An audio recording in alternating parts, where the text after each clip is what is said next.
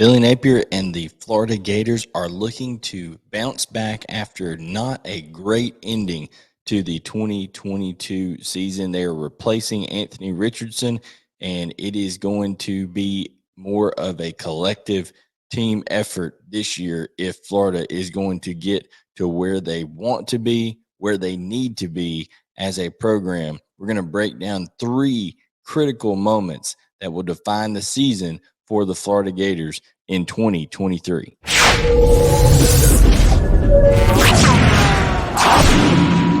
Hello, everyone. I'm Blayne Gilmer. Welcome to Southeastern 14. We cover all things SEC here on this channel: baseball, basketball, football. You're going to want to check out that run to Omaha. A lot of the SEC teams, Chris Lee, Blake Lovell, they'll be covering them. They'll also be joining me for football coverage here sooner rather than later. But guys, it's time to continue our series here as we talk about critical moments for each SEC team.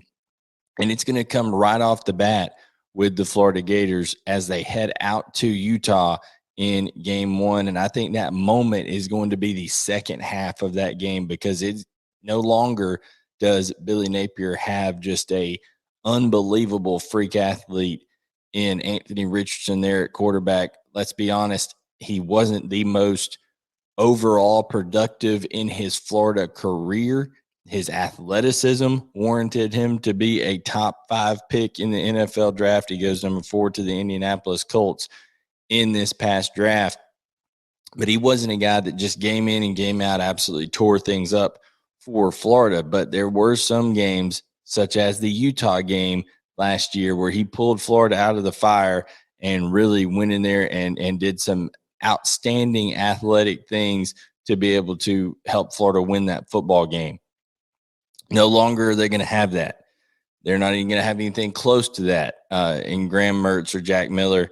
They're more just traditional, be able to distribute the football, try not to turn the ball over, be able to just run the offense effectively. Now, I do think Graham Mertz has a higher ceiling than some people like to let on. This is a guy who was as touted of a recruit as you're going to find out of high school. He's played in big football games. He's played in big environments. So he won't be just totally daunted when he goes out there to Salt Lake City. But you're talking about a team that lost 4 out of 5 starters on the offensive line, have a new quarterback.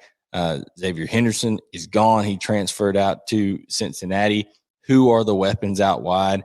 I think it's going to be a head-to-head matchup between Billy Napier and Kyle Whittingham, and who makes the better adjustments in terms of staff-wise between Utah and Florida. So it's going to be truly in the second half, I think, an indictment on, okay, can Florida's staff make adjustments to whatever Utah is doing? Because Kyle Whittingham and company are going to be able to, especially after dropping that game last year at Gainesville. They're going to be wanting to take care of business at home in Salt Lake City. They have Cameron Rising coming back from the torn ACL, so we'll see how that works out for Utah over there. But I think the second half of that Utah game will show us a lot about how the Florida Gators are going to perform overall this season, because they have a lot of environments that they're going to have to go into that are going to be hostile. And the Florida Gators, will be able to show us, one, is there a little bit of fight and resiliency on this team? 2, can Billy Napier and company make the adjustments necessary, which it seemed like at times last year they weren't able to make the proper adjustments in times. Now, there were a couple of instances where that was the case. It seemed like Tennessee, they had a great game plan, did some good things on the road up there in Knoxville. So I'm going to reserve judgment for that to see, okay, show me in Rice-Eccles Stadium out there in Salt Lake City, the second half, without a unbelievable athletic quarterback, without 4 of your 5 offensive linemen, can you scheme some things up and be able to run the football against a physical Utah team? I think that's going to be an interesting moment this season for Florida. Then you're talking about all the way skipping down to Saturday, October 14th at South Carolina. Even as bad of a season by Florida standards that they had last year. They beat the brakes off of South Carolina, and they dominated them physically, running the football. I mean, they went up and down the field on them and beat them by almost 30 points, okay, or more than 30 points, 32 points, okay. They took care of business over there. Now they're going to go to a hostile environment, as I said, in Williams-Brice Stadium, and this is right before the off week, okay, right before the bye week. And then after that bye week, man, it is a murderer's row type schedule with Georgia, Arkansas, LSU, Missouri, LSU and Missouri being on the road. And before you laugh at that Missouri comment, yeah, Missouri, they've got 9 seniors that are going to be on that defense in a starting role. And then other seniors, they're going to be in reserve behind them. It is a talented and experienced defense for Missouri. So I think that South Carolina game leading into the bye week is huge to get some momentum for Florida. Can they continue to